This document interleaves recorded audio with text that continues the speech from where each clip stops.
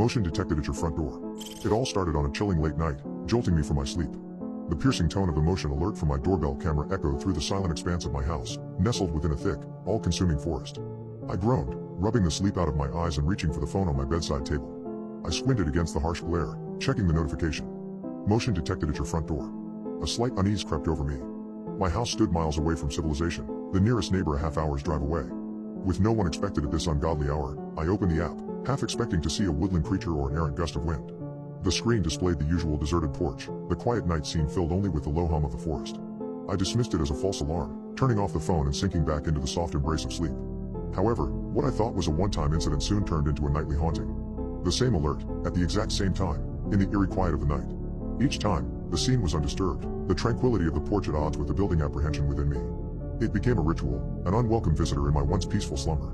The curiosity that had been gnawing at me finally won over my unease. One night, I decided to stay awake, eyes glued to the live feed of my camera.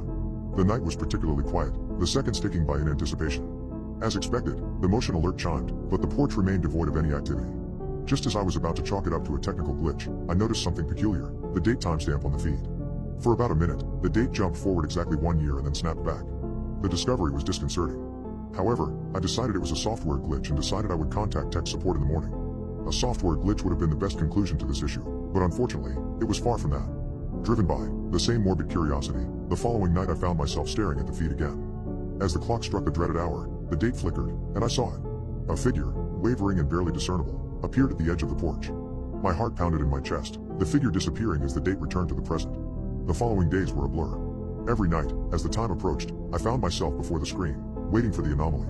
The figure, clearer with each passing night, was drawing closer to the door, a dreadfully slow yet persistent approach. The realization hit me hard. It was a man, haggard and desperate, eerily familiar. On the seventh night, my heart froze as the figure came into full view. The man was at my front door, pounding urgently, his terrified eyes scanning the surrounding wilderness.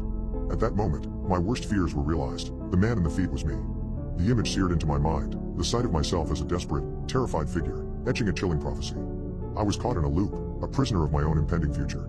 The reality of it was horrifying, a timeline already etching itself into existence, 1 minute at a time. A year. I had a year to figure out why I would be that panicked figure, pounding at my own door. I wondered what could possibly instill such terror in me, and more importantly, could I change this seemingly inevitable fate? The questions haunted me, the echoes of my future self knocking on the door reverberating in my mind, turning my once peaceful home into a house of dread. The countdown had begun, my fight against time and fate kicking off on a somber note. The lingering question was, what was I, or rather future me, so scared of? In the months that followed, I lived with an impending sense of doom, the clock steadily ticking towards the 1-year mark.